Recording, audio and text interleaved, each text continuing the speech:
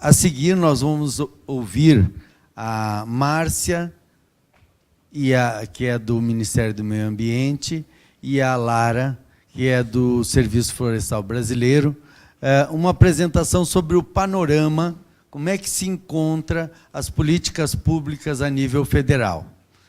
Lembrando sempre, qualquer pergunta, qualquer questionamento, mesmo que seja dessa exposição que o Fábio fez agora, por favor, peçam, existem tarjetas, nós temos disponibilidade, vamos entregar até vocês, para que a gente possa colocar no nosso painel e tirar dúvidas depois dessa apresentação que a Márcia e a Lara irão fazer agora. Ok?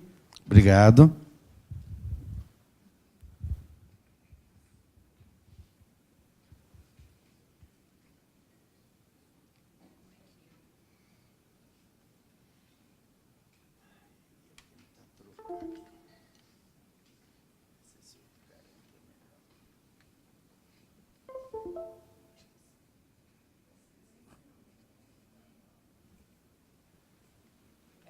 Isso. Para aqui para a direita e aqui para a esquerda. E aqui é o ponto.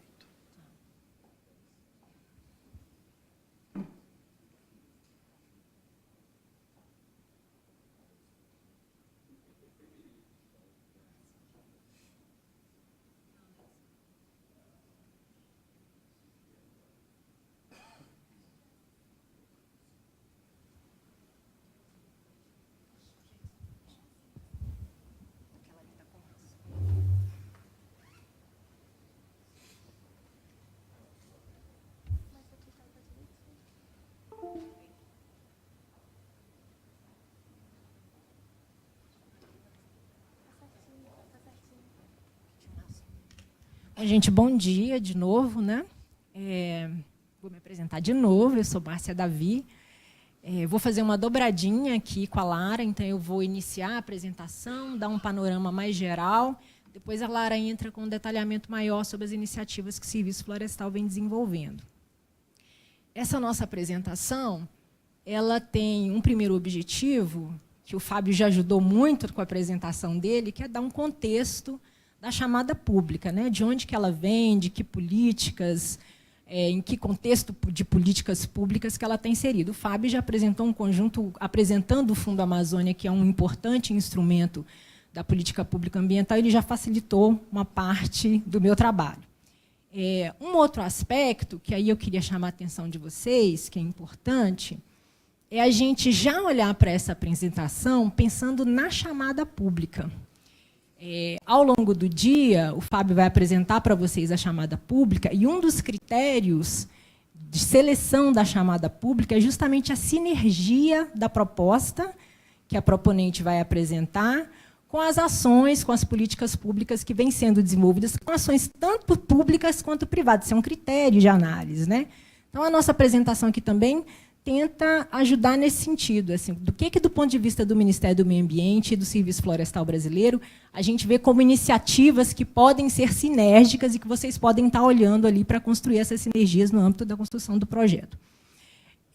A gente inicia aqui com um gráfico que é, na verdade, uma provocação boa, né, para a gente. Esse dado aqui é um dado do Banco Mundial de 2017, que é um dado sobre recuperação ambiental num conjunto de países. Então, a gente tem aqui, acho que vocês não conseguem ler, mas a gente tem a Rússia, o Brasil, o Canadá, Estados Unidos, China, Congo, Austrália, Indonésia, Peru e Índia. O que chama a atenção da gente aqui é que em alguns países, né, e são países em desenvolvimento, como o Brasil, como Rússia, como a Índia e a China, são países que estão aí já com uma taxa positiva de recuperação da cobertura vegetal. O Brasil, a gente ainda está com perda de cobertura vegetal. Então, essa aqui é só não é nem uma tentativa de comparar, né, porque é difícil a gente fazer comparação do Brasil com países que são tão diferentes do ponto de vista socioeconômico, cultural, demográfico, mas só é a gente apresentar o desafio que a gente tem aí de reverter a nossa curva e passar a ser um país, na verdade, que não perde florestas, mas que aumenta a sua taxa florestal ao longo do ano. Aqui é um dado que todo mundo... já é um dado familiar para todo mundo, o dado do desmatamento. Aqui o dado da Amazônia. A gente não está tratando especificamente do Cerrado aqui, mas a gente colocou aqui para chamar atenção, né? O Fábio já apresentou bastante o primeiro dado da Amazônia, que a gente tem a série histórica desde 88 até 2017. O dado está realmente difícil para vocês lerem, né? Eu mesmo não estou conseguindo. Mas, no caso da Amazônia, a gente destaca que a redução que a gente teve, como o Fábio já apresentou, aí, de quase 76% ao longo desse período. O gráfico que vocês estão vendo aqui, a linha, é a meta da Política Nacional de Mudança do Clima, né? A política de 2010, ela tinha uma meta de redução da taxa em relação à média que o Fábio apresentou de 19,5%, de uma redução de a gente chegar em 2020 na Amazônia com cerca de 4.000 km². A gente agora está em 2017 com 6,6 mil km², então a gente ainda precisa trabalhar um pouquinho. No caso do Cerrado, a redução era de 80% na Amazônia, né? Então, era uma meta de redução de 80%. A gente chegaria a mais ou menos 4.000 em 2020. No caso do Cerrado, a redução era menor, a meta é 40%. A gente até alcançou já a meta, né? Ela está aqui, a gente chegaria aqui em 9,4 mil, a gente alcançou, mas a gente também precisa olhar para o acumulado, e o acumulado para a Amazônia é 17%, para o Cerrado é 46%. Então, ao ter alcançado a meta também não nos deixa tão confortável, porque a gente sabe que a gente também precisa trabalhar muito, no caso do Cerrado, para reduzir perda e proteger remanescente florestal. Aqui o panorama geral da agenda florestal. A gente tem os principais marcos normativos. A Política Nacional sobre Mudança do Clima, que eu já mencionei, ela vem com a Lei 12.187 de 2009 e o Decreto de Regulamentação de 2010, que é o 7390. A política, entre outros componentes, ela tem uma importância também de institucionalização dos planos, né? O plano de combate ao desmatamento na Amazônia, que o Fábio mencionou aqui várias vezes, mas também o plano de combate ao desmatamento no Cerrado. Ela não os cria, ela os institucionaliza, então ali eles estão colocados. O Código Florestal, que todos nós conhecemos, que aí traz todo o arcabouço normativo em relação à recuperação ambiental, né? A Lara vai poder dar um detalhe maior para vocês. E, mais recente, a Política Nacional de Recuperação da Vegetação Nativa, que é o Decreto 8972 de 2007. A política, a gente entende ela como um instrumento, né? Como um meio para apoiar a implementação do Código Florestal. Se o Código dá para a gente lá todo o arcabouço normativo, institucional, a política vem aí tentando construir instrumentos e meios para apoiar a implementação do Código. E aqui, paralelamente, o nosso compromisso internacional, que é o compromisso do Acordo de Paris. A gente tem uma NDC aí que tem uma meta de redução de emissões até a gente chegar em 2025 com uma redução de 37%. E aí a gente tem um conjunto de instrumentos para buscar alcançar a meta da nossa NDC. Aqui um detalhamento maior da PROVEG, como eu disse, a Política Nacional para a Recuperação da Vegetação Nativa. O decreto, como eu mencionei, de 2017, a PROVEG, ela traz uma meta, um compromisso de buscar articular políticas e tem uma meta específica aqui de recuperação de 12 milhões de hectares até 2030. Essa meta da PROVEG, ela está relacionada com a meta da NDC, que é também uma meta de 12 milhões de hectares até 2030. No entanto, quando a gente olha a PROVEG, a gente vê que ela está muito relacionada à regularização ambiental, ou seja, quando a gente está falando desses 12 milhões de hectares no âmbito da PROVEG, a gente está olhando muito para a reserva legal e a PP, porque ela está ali no compromisso da regularização ambiental. No caso da NDC, eu vou falar um pouquinho mais, ela extrapola um pouco mais, ela vai para outros usos, inclusive usos múltiplos. A PROVEG, ela tem dois instrumentos muito importantes. Aqui o PLANAVEG, que é o Plano Nacional de Recuperação da Vegetação Nativa, que foi instituído por portaria interministerial, e a CONAVEG, que é a Comissão Nacional de Recuperação da Vegetação Nativa. A CONAVEG é a instância consultiva da PROVEG, ela tem participação do governo federal, tem representação dos estados, tem representação dos municípios e da sociedade civil também.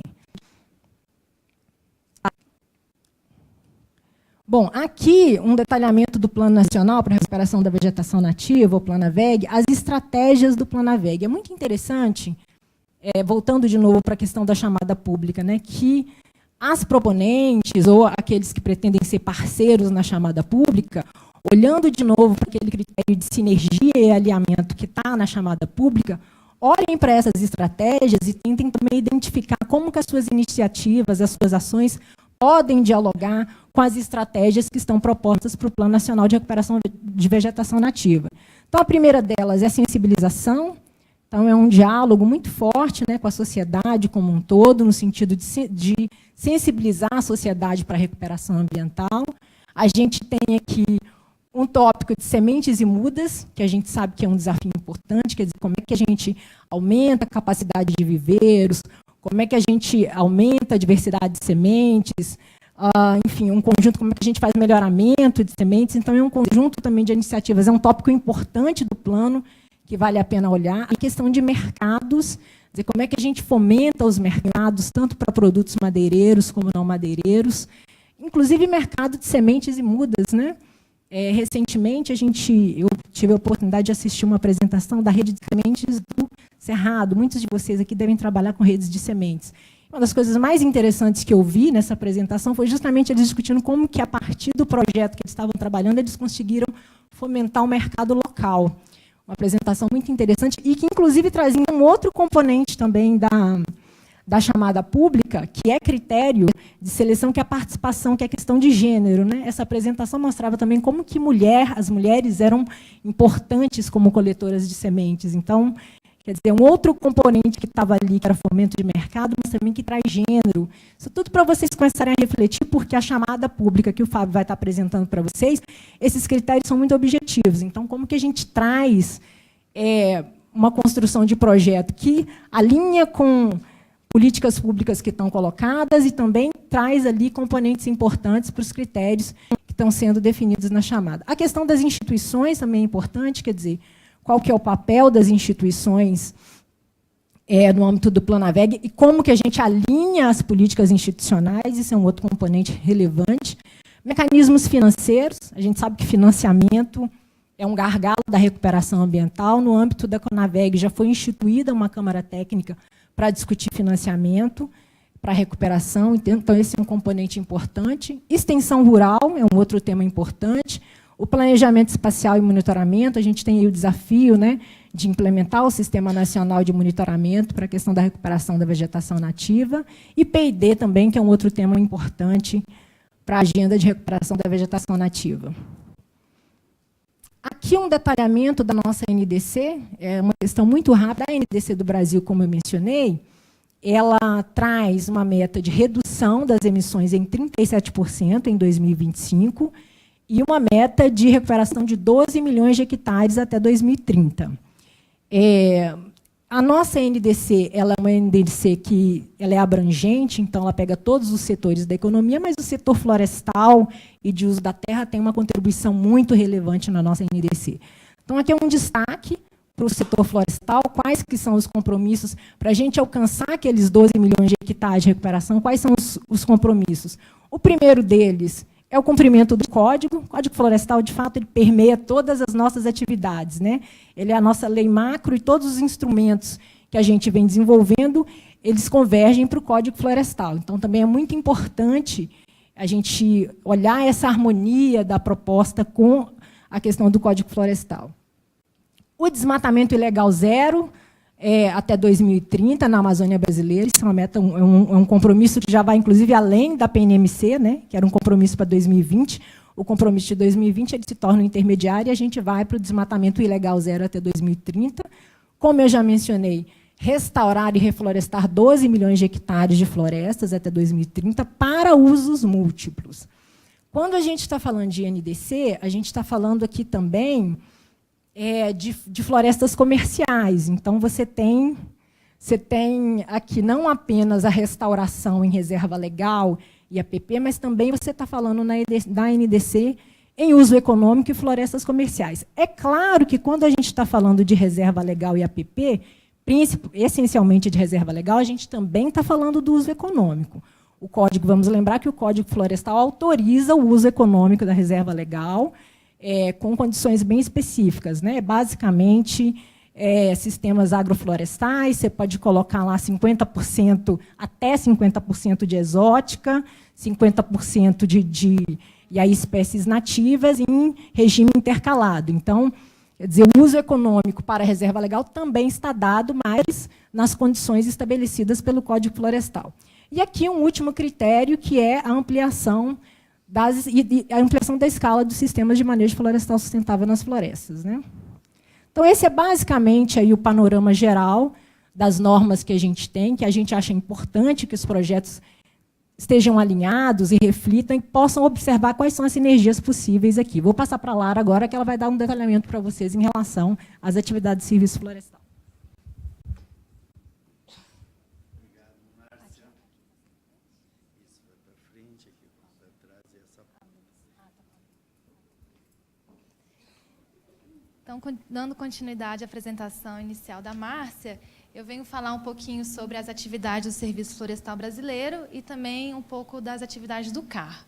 Então, como é de conhecimento de todo, com a promulgação do Código Florestal em 2012, foi criado o CAR.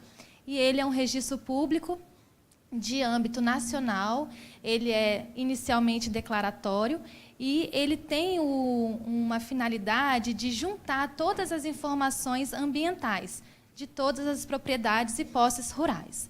E, com isso, é possível fazer controles, monitoramentos, planejamentos ambientais e econômicos, e também o controle do desmatamento. Em 2017,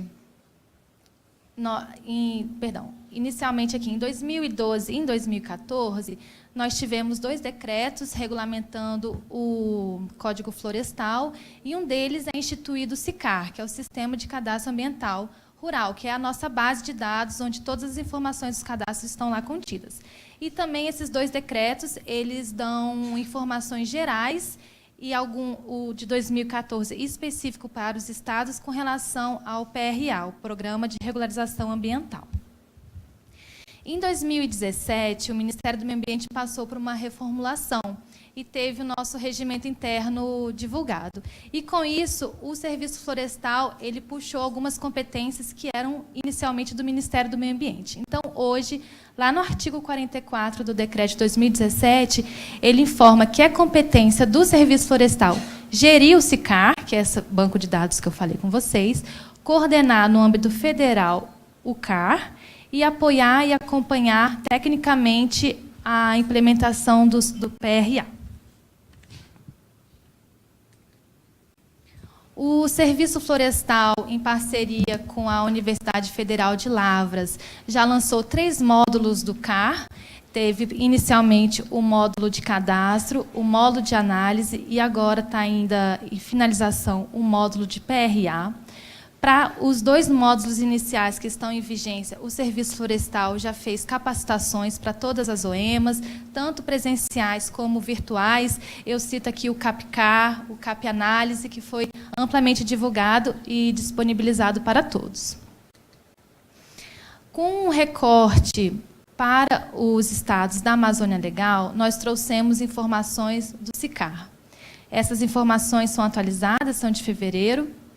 E aqui nós queremos destacar que nós já temos aproximadamente, na base do SICAR, 1 milhão de imóveis cadastrados. Essa área já... Deixa eu pegar. Essa área dos imóveis cadastrados, essa área total aqui, já foram... eu quero dizer que isso aqui significa que 30% dos imóveis cadastrados, na última aba, que tem um questionário que o proprietário tem que fazer informações e ele sinaliza se ele quer aderir ao PRA ou não. Então, 30% desses cadastros, eles já sinalizaram que eles têm interesse em aderir ao PRA. Aqui, adesão ao PRA dos imóveis. 15% dos cadastros já foram analisados pelas OEMAs. E uma última informação é que mais da metade das áreas dos imóveis já foi analisado pelas OEMAs. E todas essas informações, novamente, são públicas, estão disponíveis no site do SICAR. E uma outra informação que eu queria destacar aqui, o esforço para a elaboração do PRA. A nossa cooperação alemã, a GIZ, fez um grande esforço nos estados e no âmbito federal. Na parte da tarde, a Magna vai falar um pouco mais sobre o trabalho que eles vêm desenvolvido com relação ao PRA.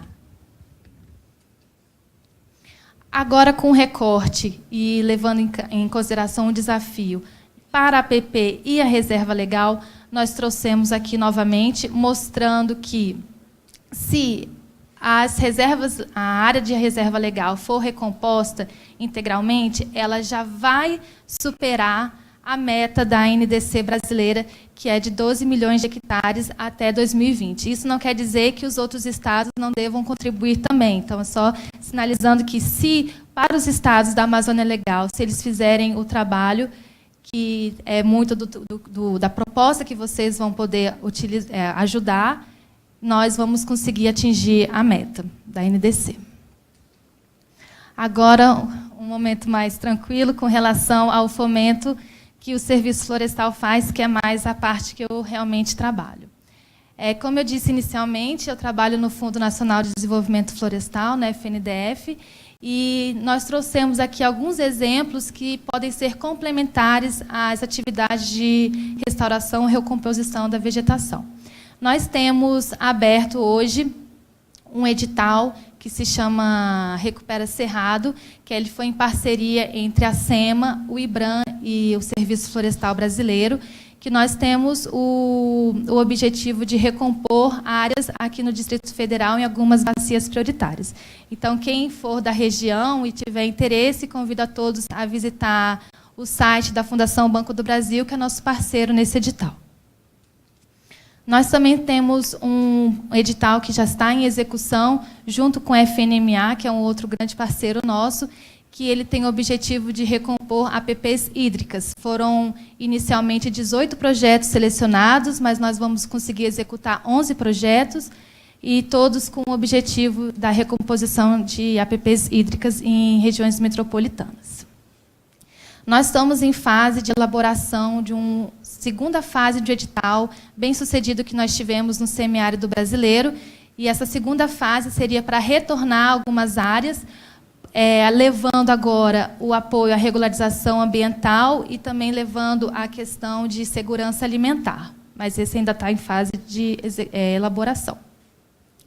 Outras atividades que o Serviço Florestal está executando seria esse Centro de Desenvolvimento Florestal Sustentável, que são locais para cursos, oficinas, laboratórios, instalações de laboratórios, para estruturação da cadeia produtiva da recomposição florestal. Nós temos, para a Amazônia, 2 projetos internacionais, esse KfW-CAR, que ele tem o objetivo, em um dos seus componentes, a implementação de 3 centros, um em Sinop, Porto Velho e Marabá. Todos eles serão elaborados em parceria com a Embrapa.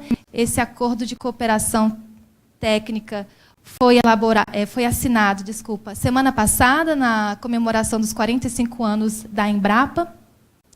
E nós temos, no âmbito do projeto KfW Gestão Florestal, a implementação de um centro regional, salvo engano, em Santarém, também dando apoio logístico à cadeia produtiva de mudas, sementes, implementação de laboratórios.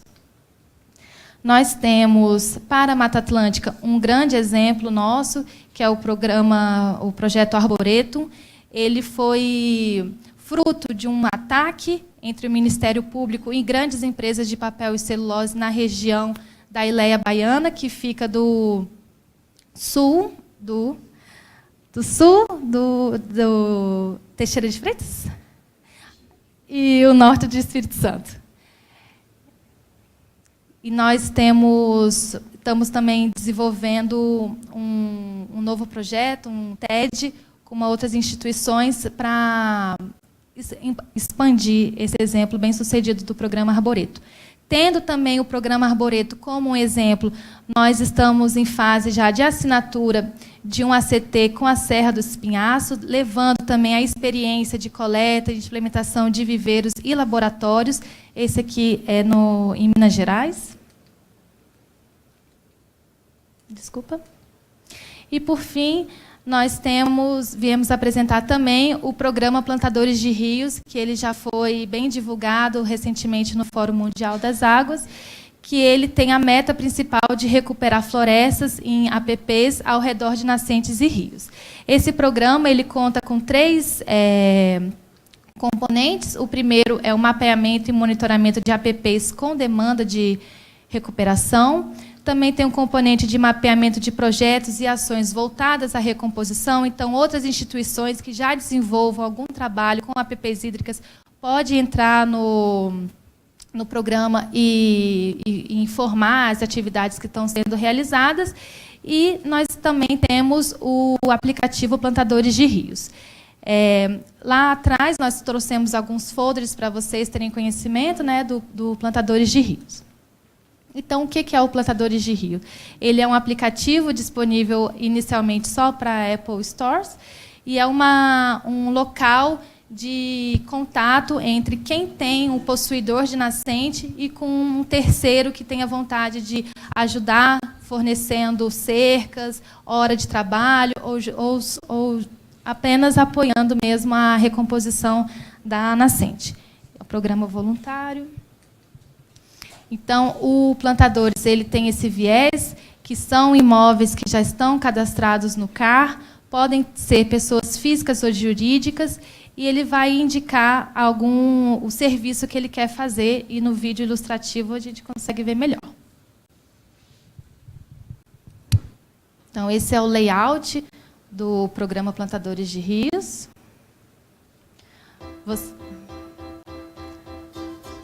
Tem um cadastro com CPF. Aqui você já sinaliza como você quer ajudar, com cerca, doação, semente. Você vai procurar qual é a nascente que está mais próxima da sua área, num raio de até 15 km.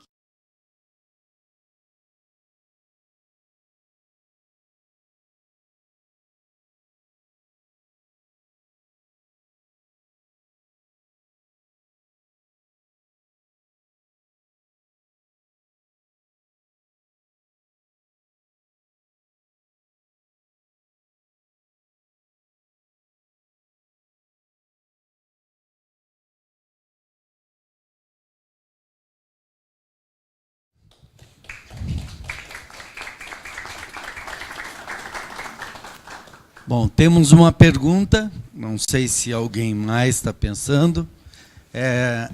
As apresentações serão disponibilizadas? Devia ter avisado isso antes, né? Serão disponibilizadas, sim, no final do evento. A gente pede, inclusive, que no intervalo da tarde, vocês já disponibilizem para a gente os pendrives, para que a gente possa ir copiando, vamos dizer assim. Nós estamos colocando todas as apresentações em uma única pasta, que se chama Produção da Oficina de Brasília, e ali vocês vão ter todas essas apresentações disponíveis, ok? Então, no intervalo do lanche à tarde, nos disponibilizem os pendrives que a gente faz a cópia.